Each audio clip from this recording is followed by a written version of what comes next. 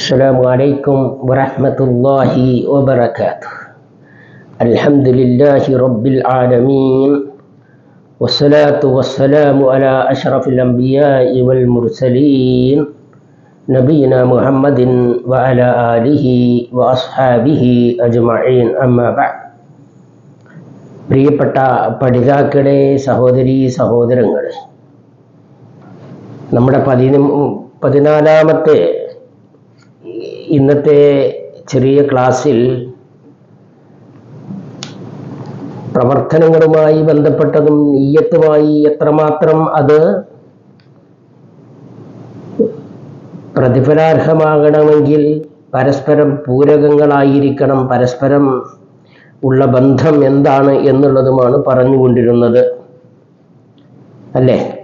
അതെ, ഇന്നലെ നമ്മൾ മനസ്സിലാക്കിയത് നമ്മുടെ പ്രവർത്തനങ്ങളിൽ ഇഖ്ലാസ് അത് ഉണ്ടാകുമ്പോൾ റബ്ബിന്റെ അടുക്കൽ നിന്ന് നമുക്ക് ലഭിക്കുന്ന മഹത്തായ സഹായത്തെക്കുറിച്ചാണ് ഞാൻ സൂചിപ്പിച്ചത്.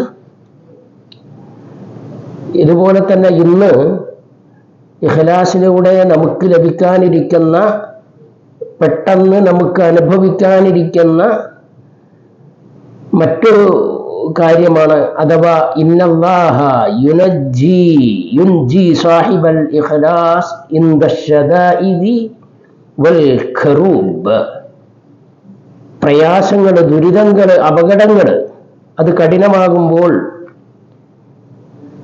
നിസ്വാർത്ഥമായി, ആത്മാർത്ഥമായി, കളങ്കരഹിതമായി ആര് പ്രവർത്തനം ചെയ്യുന്നുവോ അത്തരം ആളുകളെ ആ അപകടങ്ങളിൽ നിന്ന് പടച്ച തമ്പുരാൻ രക്ഷപ്പെടുത്തും എന്നുള്ളതിനുള്ള 1-2 സംഭവങ്ങളാണ്.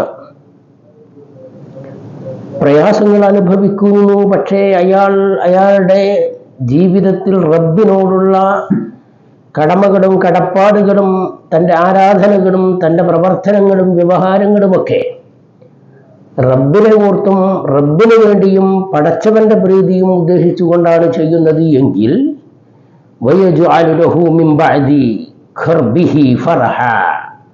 അയാൾക്ക് ആ ദുരിതത്തിന് ശേഷം അള്ളാഹു സന്തോഷിക്കുവാനുള്ള അവസരങ്ങൾ നൽകുക തന്നെ ചെയ്യും എന്നർത്ഥം.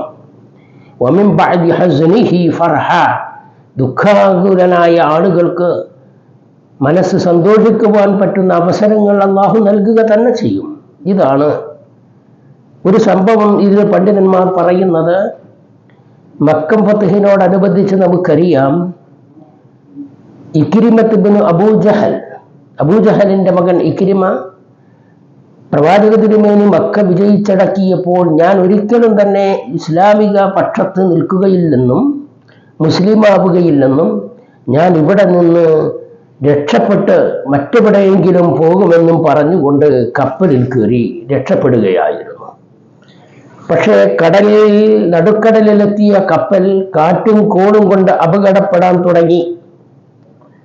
ആ സന്ദർഭത്തിൽ കപ്പലിലുള്ള ആളുകൾ പറഞ്ഞു അത്രേ, അഖ്ലിസൂ ഫഇന്ന ആലിഹതുകും ലാ തുഗ്നി അൻകും ശൈആ അഹുന. പ്രിയപ്പെട്ട യാത്രക്കാരെ, അഖ്ലിസൂ, നിങ്ങൾ ആ ഇഖ്ലാസോടുകൂടി ആത്മാർത്ഥമായി നിങ്ങൾ പ്രാർത്ഥിക്കൂ. ഫഇന്ന ആലിഹതകും ലാ തുഗ്നി അൻകും ശൈആ. ഇത്തരം ഘട്ടങ്ങളിൽ നിങ്ങളുടെ മറ്റ് ആരാധ്യ വസ്തുക്കളും വിളിച്ചു പ്രാർത്ഥിക്കപ്പെടുന്നവരും ഒന്നും നിങ്ങളെ സഹായിക്കുകയില്ല, നിങ്ങളെ രക്ഷപ്പെടുത്തുകയില്ല. ഇതാണ് പറഞ്ഞത്. അപ്പോൾ ഇഖ്രിമ ആലോചിച്ചു, വല്ലാഹി ലഇല്ലം യുനജ്ജിനി മിനൽ ബഹർ ഇല്ലൽ ഇഖ്ലാസ്. ആത്മാർത്ഥമായി അല്ലാഹുവിനോട് മാത്രം ദുആ ചെയ്തെങ്കിൽ മാത്രമേ കടലിൽ നിന്ന് രക്ഷ കിട്ടുകയുള്ളൂ എങ്കിൽ വലാ യുനജ്ജിനി ഫിൽ ബർരി വൈറഹു, കരയിലും അവൻ തന്നെ എന്നെ രക്ഷിക്കുകയുള്ളൂ. അതുകൊണ്ട് അല്ലാഹുമ്മ ഇന്ന ലക അലയ്യ അഹ്ദൻ ഇൻ അൻത ആഫൈതനി മിമ്മ അന ഫീ. ഈ കടലിലെ അലയാളകളിൽ നിന്നും ഇതിൻ്റെ അപകടങ്ങളിൽ നിന്നും കപ്പലിനെയും ഞങ്ങളെയും നീ രക്ഷപ്പെടുത്തിയാൽ ഞാൻ ഞാൻ മുഹമ്മദിന്റെ അടുക്കൽ പോവുകയും എൻ്റെ കൈ മുഹമ്മദിന്റെ കയ്യിൽ വെച്ചുകൊണ്ട് ഞാൻ ഇസ്ലാം സ്വീകരിക്കുകയും ചെയ്യും. അത് പറഞ്ഞ അദ്ദേഹം കടലിൽ നിന്ന് രക്ഷപ്പെടുന്നു. അദ്ദേഹം കരയിലെത്തുന്നു. പ്രവാചക തിരുമേനിയുടെ അടുക്കൽ വന്ന് ഇസ്ലാം സ്വീകരിക്കുന്നു. പ്രിയപ്പെട്ടവരെ, കാറ്റും കോളും കടലിലെ കപ്പലിനെയും യാത്രക്കാരെയും പ്രയാസപ്പെടുത്തുന്ന സന്ദർഭങ്ങളിൽ എന്ത് ചെയ്യണമെന്നാണ് ഈ സംഭവം പഠിപ്പിക്കുന്നത്. കലിമത്തുൽ ഇഖ്ലാസ്, തൗഹീദിന്റെ വചനം, അല്ലാഹുവിനോട് ആത്മാർത്ഥമായുള്ള പ്രാർത്ഥന. ആ സന്ദർഭങ്ങളിലും മറ്റുള്ള ആളുകളോടും മുഹീദ്ദീൻ ഷെയ്ഖിനോടും അതുപോലെ തന്നെ CM വലിയുള്ള എന്ന വലിയനോടുമൊക്കെ ദുആ ചെയ്യുന്ന ആളുകൾ, പ്രിയപ്പെട്ട സഹോദരങ്ങൾ, ആലോചിക്കുക. ആത്മാർത്ഥമായി അല്ലാഹുവിനോട് നാം ദുആ ഇരന്നെങ്കിൽ മാത്രമേ അപകടങ്ങളിൽ നിന്ന് നമുക്ക് രക്ഷ കിട്ടുകയുള്ളൂ എന്ന് ഇത് നമുക്ക് മനസ്സിലാക്കി തരുന്നു. അതുപോലെ തന്നെ നമുക്കറിയാമല്ലോ, അവർ പ്രയാസങ്ങൾ ഉണ്ടാകുന്ന സന്ദർഭങ്ങളിൽ, അപകടങ്ങൾ ഉണ്ടാകുന്ന സന്ദർഭങ്ങളിൽ അല്ലാഹുവിനോട് ആത്മാർത്ഥമായി ദുആ ഇരക്കുന്നവരായിരുന്നു. കടലിലും കരയിലും പ്രയാസങ്ങൾ ഉണ്ടാകുമ്പോൾ അതിൽ നിന്ന് രക്ഷപ്പെടാൻ അല്ലാഹുവിനോട് ആത്മാർത്ഥമായി ഇഖ്ലാസോടുകൂടി ദുആ ചെയ്യുന്നവർ രക്ഷയ്ക്ക് ശേഷം വീണ്ടും പഴയ പടിയിലേക്ക് തന്നെ വിഗ്രഹങ്ങളിലേക്കും പുണ്യാത്മാക്കളിലേക്കും തിരിയുന്ന അവസ്ഥകൾ ഉണ്ടാകാറുണ്ടായിരുന്നു.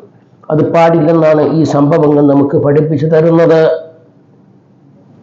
ഇബ്രാഹിം നബി അലൈഹിസ്സലാം ഏകനായ അല്ലാഹുവിനെ ആരാധിക്കുകയും മറ്റുള്ള ബിംബങ്ങളെയും വിഗ്രഹങ്ങളെയും ഒഴിവാക്കുകയും ചെയ്തപ്പോൾ അദ്ദേഹത്തെ നാട്ടിൽ നിന്ന് ആളുകൾ ആട്ടിയോടിച്ചു. തിക്തമായ പരീക്ഷണങ്ങൾക്ക് വിധേയമാക്കപ്പെട്ടു. അവരെല്ലാം പരിത്യജിച്ചുകൊണ്ട് അദ്ദേഹം നാടുവിടേണ്ടി വന്നു. പക്ഷേ അദ്ദേഹം അല്ലാഹുവിന് വേണ്ടിയാണത്. നാം എന്തെന്ന് ത്യജിക്കുകയും റബ്ബിന് വേണ്ടി നാം പ്രവർത്തിക്കുകയും ചെയ്യുന്നുവെങ്കിൽ നിശ്ചയമായും അതിന് പരിഹാരം അല്ലാഹു ഉണ്ടാക്കി തരും. ഇബ്രാഹിം നബി അലൈഹിസ്സലാം നാട് വിട്ടതും ജനങ്ങളെ ഒഴിവാക്കിയതും അല്ലാഹുവിന്റെ വജ്ഹിനെ മാത്രം ആഗ്രഹിച്ചുകൊണ്ടായിരുന്നു. അതുകൊണ്ട് അദ്ദേഹത്തിന് സന്താനമില്ലാത്ത അദ്ദേഹത്തിന് അല്ലാഹു സന്താനങ്ങളെ നൽകിയതായി ഖുർആൻ പറയുന്നു. പ്രവാചക തിരുമേനി ഒരിക്കൽ ഇപ്രകാരം ഉണർത്തി, ഇന്നക ലഅൻത ദഅ ശൈഅൻ ലില്ലാഹ് ഇല്ലാ ബദ്ദലക അല്ലാഹു ബിഹി മാ ഹുവ ഖൈറുൻ ലക മിൻ. നിങ്ങൾ എന്തെങ്കിലും ഒരു കാര്യം റബ്ബിന് വേണ്ടി നിങ്ങൾ നൽകാൻ തയ്യാറായാൽ, പടച്ച തമ്പുരാന്റെ മാർഗത്തിൽ അവന്റെ പ്രീതി ഉദ്ദേശിച്ചുകൊണ്ട് എന്തെങ്കിലും നിങ്ങൾ ചെയ്താൽ, ഇല്ലാ ബദ്ദലക അല്ലാഹു ബിഹി മാ ഹുവ ഖൈറുൻ ലക മിൻ, അതിനേക്കാൾ ഗുണകരമായ കാര്യങ്ങൾ അല്ലാഹു നിങ്ങൾക്ക് നൽകുക തന്നെ ചെയ്യും. ഇത് റസൂലിന്റെ വാക്കാണ്. പ്രിയപ്പെട്ടവരെ, അല്ലാഹുവിന്റെ ദീനിനു വേണ്ടി അല്ലാഹുവിന്റെ പ്രതിഫലം ആഗ്രഹിച്ച് അല്ലാഹുവിന് വേണ്ടി നാം ത്യാഗം ചെയ്യുന്നതാൽ, നാം നമ്മുടെ പണം ഉപയോഗിച്ചാൽ, നമ്മുടെ ആരോഗ്യം വിനിയോഗിച്ചാൽ, നമ്മുടെ സമയം ഉപയോഗിച്ചാൽ, മറ്റു മാർഗങ്ങളിലൂടെ അല്ലാഹു അതിനേക്കാൾ ഉത്തമമായത് നമുക്ക് നൽകുക തന്നെ ചെയ്യുമെന്ന് പ്രവാചകൻ ഇതിലൂടെ പഠിപ്പിക്കുകയാണ് ചെയ്യുന്നത്. അതുപോലെ തന്നെ പൂർവികരായ പണ്ഡിതന്മാരൊക്കെ ഇത്തരം കാര്യങ്ങൾ നമ്മളോട് ഉണർത്തിയിട്ടുണ്ട്. പ്രത്യക്ഷമായി നാം ചെയ്യുന്ന പ്രവർത്തനങ്ങൾക്ക് അതിലൊഴിയായി ആത്മാർത്ഥത നമ്മുടെ മനസ്സുകളിൽ തോന്നി നിൽക്കുന്നില്ല എങ്കിൽ ആ കർമ്മങ്ങളെല്ലാം തന്നെ വൃഥാവിലായേക്കാം എന്നാണ് ഇത് പഠിപ്പിക്കുന്നത്. ഇബ്നു തൈമിയ്യ റഹ്മത്തുള്ളാഹി അലൈഹിയിൽ നിന്ന് റിപ്പോർട്ട് ചെയ്യുന്ന അദ്ദേഹത്തിന്റെ ഒരു അനുഭവം നമുക്ക് ഇപ്രകാരം കാണാം. ദീനി പ്രബോധന രംഗങ്ങളിൽ അദ്ദേഹം സഹിച്ച പ്രയാസങ്ങളും ജയിലറകളും പീഡനങ്ങളും നമുക്കെല്ലാവർക്കും സുപരിചിതമാണ്. കഠിനമായ പീഡനങ്ങൾക്ക് വിധേയമാക്കി ജയിലുകളിൽ കൊണ്ടുപോയി തളച്ചിട്ട സന്ദർഭത്തിൽ അദ്ദേഹം പറയുന്ന വാക്കിതാണ്, മാ യസ്നഉ അഅദാഇ, എന്റെ ശത്രുക്കൾക്ക് എന്നെന്ത് ചെയ്യാൻ സാധിക്കും. അന ജന്നതി വബുസ്താനി ഫീ സദരി, എന്റെ മനസ്സിൽ ഞാൻ പൂന്തോപ്പ് കാണുന്നു, പൂന്തോപ്പിൽ സന്തോഷിക്കുന്നു, ഞാൻ എന്റെ സ്വർഗം എന്റെ മനസ്സിൽ കണ്ടുകൊണ്ടിരിക്കുന്നു. ഇൻ റഹ്തു ഫഹിയ മഈ ലാ തുഫാരിഖുനി, നിങ്ങൾ എന്നെ എവിടെ കൊണ്ടുപോയി ഉപേക്ഷിച്ചാലും ശരി, എന്റെ മനസ്സിന്റെ നിർവൃതിയും സന്തോഷവും സ്വർഗ ആരാമങ്ങളിൽ സുഖിതമാണ്. അതെവിടെ നിങ്ങൾ ഉപേക്ഷിച്ചാലും എനിക്ക് സന്തോഷമാണ്. നിങ്ങൾ എവിടെയെങ്കിലും എന്നെ നിങ്ങൾ തടവിലാക്കിയാൽ ഏകാഗ്രനായി മനസ്സറിഞ്ഞ് അല്ലാഹുവിനെ ആരാധിക്കുവാനുള്ള ഒരു മാർഗം എനിക്ക് തുറന്നു കിട്ടുകയാണ്. അതുപോലെ തന്നെ വഖത്ലീ ഷഹാദത്തുൻ, എന്നെങ്ങാനും ദീനീ പ്രബോധനത്തിന്റെ മാർഗങ്ങളിൽ ഞാൻ കൊല്ലപ്പെടുന്നുവെങ്കിൽ ഒരു രക്തസാക്ഷിയുടെ പ്രതിഫലം എനിക്ക് ലഭ്യമാണ്. വഇഖ്റാജി മിൻ ബലദി സിയാഹത്തുൻ, ഈ പ്രബോധന പ്രവർത്തനങ്ങൾ നിർവഹിച്ചതിന്റെ പേരിൽ തടസ്സപ്പെടുകയും നാട് കടത്തുകയും ചെയ്താൽ അതിനെ ഞാൻ ഒരു വിനോദമായിട്ടാണ് കാണുന്നത് എന്ന് അദ്ദേഹം പറയാറുണ്ടായിരുന്നു. ആ രീതിയിൽ ഏതേത് പ്രവർത്തനങ്ങൾക്കും അള്ളാഹുവിന്റെ പ്രതിഫലം ആഗ്രഹിക്കുന്നവർക്ക് മനസ്സമാധാനവും സന്തോഷവും തുളുമ്പി ലഭിക്കുക തന്നെ ചെയ്യുമെന്നാണ് ഇതിലൂടെ അദ്ദേഹം പഠിപ്പിക്കുന്നത്. അതുപോലെ തന്നെ നമ്മളെപ്പോഴും തന്നെ മനസ്സിലാക്കേണ്ടത്, നമ്മുടെ വളരെ ഗോപ്യമായി രഹസ്യമായി പടച്ചവന്റെ പ്രതിഫലം ആഗ്രഹിച്ചുകൊണ്ട് ചെയ്യുന്ന എന്തെങ്കിലും പ്രവർത്തനങ്ങൾ നമുക്കുണ്ടാവുക തന്നെ വേണം. മഹാനായ അബ്ദുല്ലാഹി ഇബ്നു ദാവൂദ് ഖുറൈബി പറയാറുണ്ടായിരുന്നു, കാനൂ യസ്തഹിബ്ബൂന അൻ യകൂന ലിർറജുലി ഖബീഅത്തുൻ മിൻ അമലിൻ സാലിഹ്, ആളുകൾക്ക്, വിശ്വാസികൾക്ക്, മുസ്ലിങ്ങളായ സഹോദരങ്ങളെ, നിങ്ങൾക്കൊക്കെ എന്തെങ്കിലുമൊക്കെ വളരെ രഹസ്യമായി ഗോപ്യമായി നിങ്ങൾ ചെയ്യുന്ന അമലുകൾ ഉണ്ടാകണം. അത് അങ്ങനെ ഉണ്ടാകുന്നുവെങ്കിൽ ലാ തഅലം ബിഹി സൗജതുഹു വലാ ഗൈറഹു, നമ്മുടെ പ്രിയപത്നിയായ ഭാര്യ പോലും അറിയാത്ത, മറ്റാരും തന്നെ കണ്ണും കാണാത്ത, അറിയാത്ത നന്മകൾ ചെയ്യാൻ നമ്മൾ ശ്രമിക്കണം.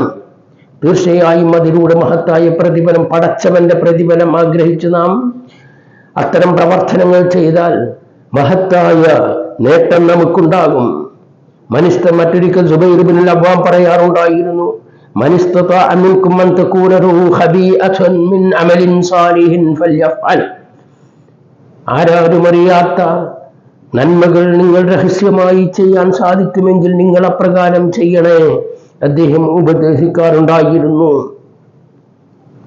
നമ്മുടെ പൂർവികരായ മഹാരഥന്മാരായ ഇമാമുമാർ, പ്രസിദ്ധനാണ് ഇമാം മാലിക് ഇബ്നു അനസ്. അദ്ദേഹത്തെ കുറിച്ച് പ്രസിദ്ധമായി പറയപ്പെടുന്ന ഒരു കാര്യം, ലൈസ ലഹു കസീർ സ്വലാത്ത് വലാ സിയാം ഇല്ലാ അൻ തകൂന ലഹു സരീറ, ഒരുപാട് നമസ്കാരങ്ങളും നോമ്പുകളുമായിരുന്നില്ല അദ്ദേഹത്തിന്റെ പ്രത്യേകത. വഇല്ലാ അൻ തകൂന ലഹു സരീറത്തുൻ, എന്നാൽ ആരാരും അറിയാതിരുന്ന നല്ല രഹസ്യമായി റബ്ബിന്റെ പ്രതിഫലം ആഗ്രഹിക്കുന്ന പ്രവർത്തനങ്ങൾ അദ്ദേഹത്തെ മറ്റുള്ള ആളുകളിൽ നിന്ന് വ്യതിരിക്തമാക്കാറുണ്ടായിരുന്നു എന്ന് പണ്ഡിതന്മാർ ഇതിലൂടെ നമുക്ക് പഠിപ്പിച്ചു തരുന്നത്. ആ രീതിയിൽ അല്ലാഹുവിന്റെ വജ്ഹ് ഉദ്ദേശിച്ചുകൊണ്ട് നാം പ്രവർത്തിച്ചാൽ നിശ്ചയം ആ രഹസ്യമായ പ്രവർത്തനത്തിലൂടെ, ആരാരും അറിയാതെ റബ്ബിന്റെ പ്രതിഫലം ആഗ്രഹിച്ച് ചെയ്യുന്ന നന്മയിലൂടെ നമുക്ക് അപകടങ്ങളിൽ നിന്ന് രക്ഷയും പ്രയാസങ്ങളിൽ നിന്ന് നല്ല പ്രയാസരഹിതമായ അവസ്ഥയും ദുഃഖങ്ങളിൽ നിന്ന് സന്തോഷവും സമാധാനവും അല്ലാഹു നൽകുക തന്നെ ചെയ്യും എന്നുള്ളതാണ്. അതിനാൽ തന്നെ പ്രിയപ്പെട്ട സഹോദരങ്ങളെ, നാം ചെയ്യുന്ന കർമ്മങ്ങൾ നിഷ്കളങ്കമായി ആത്മാർത്ഥമായി റബ്ബിന്റെ പ്രവർത്തനങ്ങൾ പ്രതിഫലത്തിന് വേണ്ടി ചെയ്യുക.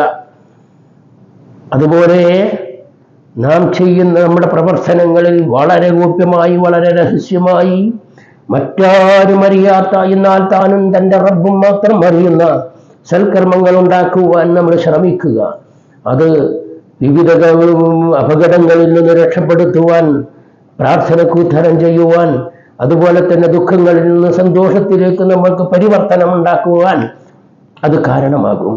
അല്ലാഹു നമ്മുടെ പ്രവർത്തനങ്ങളെല്ലാം തന്നെ അവ സ്വീകരിക്കുന്നവരിൽ ഉൾപ്പെടുത്തുമാറാകട്ടെ. റിയാഇനും പോരിമയ്ക്കും പ്രശസ്തിക്കും വേണ്ടി ചെയ്തു പോകുന്ന പ്രവർത്തനങ്ങളിൽ നിന്ന് അള്ളാഹു നമ്മെ കാത്തു രക്ഷിക്കുമാറാകട്ടെ. നമുക്കും നമ്മുടെ മാതാപിതാക്കൾക്കും അതുപോലെ നമ്മുടെ ഗുരുവര്യന്മാർക്കും നല്ലവരായ മുസ്ലിം സഹോദരന്മാർക്കും അള്ളാഹു അവന്റെ ജന്നാത്തിൽ ഫിർദൗസിൽ ഇടം നൽകി അനുഗ്രഹിക്കുമാറാകട്ടെ. വസല്ലല്ലാഹു അലാ മുഹമ്മദിൻ വആലിഹി വസല്ലം. വസ്സലാമു അലൈക്കും വറഹ്മത്തുള്ളാഹി വബറകാതുഹു.